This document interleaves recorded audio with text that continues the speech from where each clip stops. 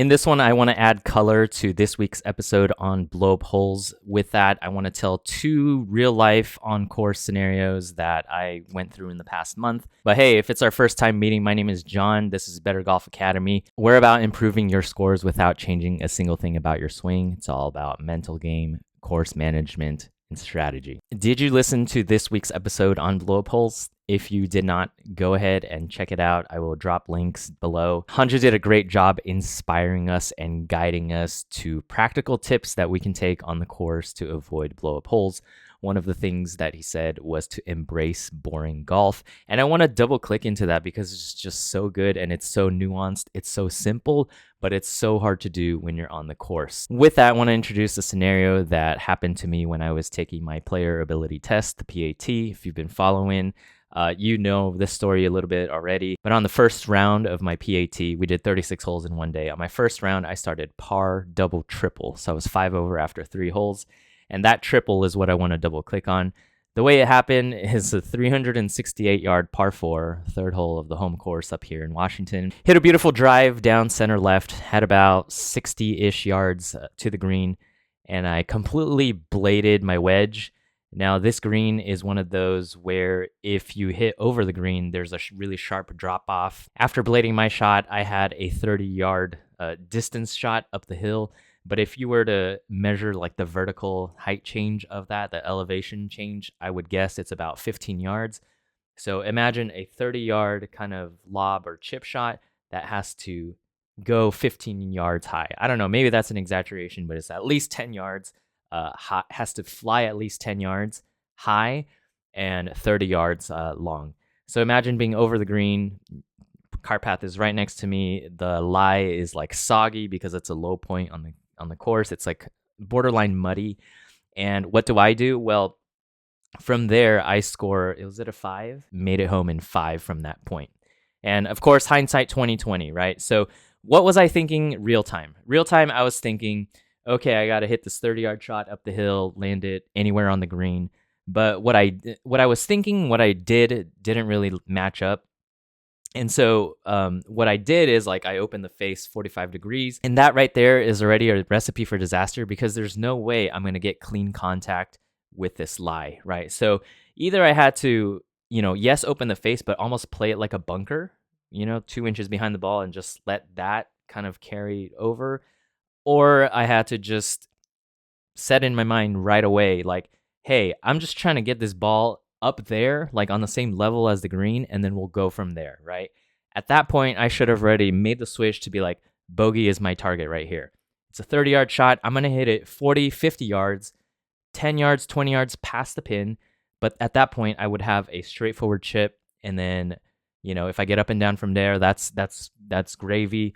But, if I get it there and chip in 2-putt, that's still a double. Like it's worst case scenario double, right? Best case scenario, I chip it in from there, that's a par, or I chip in 1-putt, right? Bogey. Worst case scenario double, right? Definitely not triple from there. And so that's my first point right there through this story is make the mental change right away, like stat, right? Instead of like, if I were to have it back, again, like I said, if I'm like back there behind the green, 30 yards past the green, next time I'm there, I'm going to just immediately tell myself like, all right, John, bogey is the goal now. Just bogey. Like we're just, I think at real time, I was actually telling myself like, let's just get it anywhere on the green and then 2-putt, which also is a bogey, but it was the wrong, that's why it's so nuanced, right? Anywhere on the green made me or forced me or, I didn't think about enough to be like, okay, well, anywhere on the green, like let me open the face and try to get it anywhere on the green. Yeah, but no, right? Like I should have just square face, just hit a standard 40-yard pitch, like past the pin, past the green, right? And then try to get up and down from, 10, 15 yards away, right? That is the first nuanced point that I want to say is like, yeah, boring golf. Like, yeah, what's exciting about hitting it 10 yards over again and then trying to get it up and down from there? Like, I want to hit a hero shot. I want to hit it and land it just right at the top there and let it trickle down and be putting for par, right? Which is not the right way to go. So, yes, play boring golf, and yes, make the mental switch right away. Right away. Just go for bogey right away, right? All right, so this takes me to the second real life on course thing that happened with me. And this is on Temecula Creek, hole number 2. It's a par 5. For me, it's reachable in 2. So, naturally, I am on the tee box. I swung really hard. And naturally, guess what happens when I swing hard? I pull hook it, right? So, pull hook to the left. I have no angle to the green because there are trees between me and the green. It's maybe 260, 270 yards. There's no way that I'm going to fly this tree, from the lie that I had and go for it. So what do? Like, I'm playing smart golf, right? Proof is in the pudding. Do what I preach, right? Practice what you preach. So in my mind, I grab my 8-iron and I'm just telling myself, like, okay, hit 100 yards out there, put it back into play, and have 160 yards into the green. Still can make birdie from there, and so grab my 8-iron, do my little pre-shot routine, look once, look twice, boom, hit it. I hit 3 inches behind the ball, and so that naturally shuts my face, and I chunk it into high grass, like ankle, almost knee length grass, like even more out of play. And this is what I want to hit on is like, what happens when you are trying to play boring golf and it backfires on you, and it just in the moment, it tilted me even more. It made me even more mad. So, at that point I was like, why didn't I just grab my 3-wood and try to whack the crap out of it? And at least if I did the same thing, I would be closer to the flag, right? But after a month of analyzing and debriefing with myself and having serious heart-to-hearts with myself, I know in my heart of hearts that was the right play. And not only that, I ended up with a double on that hole. From the grass, I chipped it out again, and it was like a bad shot, and it chipped it out again. So it took me like 4 shots to get on the fairway. And then from there, I scored a 3. I don't know what the official definition of a disaster hole is, but the point is that for that second shot with an 8-iron that I was supposed to hit 120, 30 yards, I didn't fully commit to my recovery shot. In my mind, I was just like, oh yeah, let's just get it out in the fairway, which was the right call. But was I supposed to hit it 100 yards or 120 or 150 yards? I am not sure. I can't answer that. Looking back, I should have commit to like 120 yards, 8-iron. Like that's like a little half swing, right? Like a 50% swing. But in the moment, I think I try to it a little bit more, which that is the mistake. That is what I want to make sure that is clear here, is that when you commit to your recovery shot, commit to the recovery shot 100%. Know exactly in your mind like what your intent is and what you're trying to accomplish. Because if you don't, like probably what happened is I try to overswing, right? And that's what made me like hit it behind the ball. When I didn't need to, right? I just needed a little 50%. If I had committed to it, that's the shot I would have hit.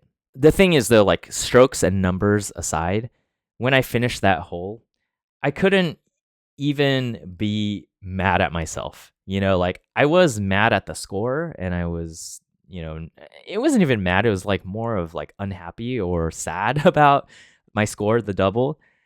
But after that hole, I was like, man, good job like picking the right strategy and actually sticking to it. Did I execute? Not 100%. The point being here is like, and if you listen to Flow Code, Rick Sessinghaus, flow state, energy management, after I hold that out and I was walking to the next tee box, it was just like, well, that sucked. And I carried no negative energy. I was like, I did everything I could. I did my best. And that, I believe, maximized my chances going forward for that round of not getting another disaster hole. I think at the end of that day, I shot 84, which is not great, but I didn't have any triples. And even if I did, like say I shot like 95 or, didn't break 100, I would still have the enjoyment of that round in my mind. And I would still know that at the end of the day, I made the right call. And so, nobody could take that away from me. So with those two, double clicked items under, play boring golf or embrace boring golf. First one being change your mindset, change your mindset, change your expectation right away. Change it stat. Like you're out of play. Okay, the goal is bogey now. Like don't even try to like recover par. That's the recipe for disaster, right? I think the only time where it's acceptable to go for that, and it's still like I don't know about that, is if you're playing in a tournament, your score really matters. You must par the hole to, to win or whatever, or to make a cut or whatever. And like, if you don't make par, you're going to miss the cut anyways. I think in that situation, it's appropriate to go for it, because if you don't, even if you punch out and play good golf, like chances are you'll get bogey. But, arguably, like punching out and then getting up and down from 120 yards is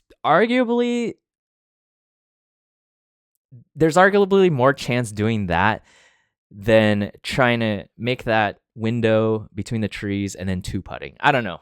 Like, that's your judgment call, but that's like corner case of a corner case, right? So 95% of the time, punch out, play smart golf, right? Go for bogey right away, right? And second being fully commit to the shot, know exactly what you're trying to do. Just saying something like, oh, just hit it about 100 yards back in the fairway is not enough, right? Because, as in case in point, you might try to it more, reset expectations, stat, commit to the recovery shot 100%. If you would like some more drills to practice recovering from a disaster shot, Hanju put 6 more drills on bettergolfacademy.com/blowup. Go there. It's a free PDF download. I hope this was helpful. If you know somebody, a loved one, a friend, teammate, son, who is struggling or can struggle with disaster holes, please share this video with them. If you want to get in touch with us, go to bettergolfacademy.com/hello. Drop us a line. Hanju promises he will get back to you. Make it a great day. Stay awesome. Bye for now.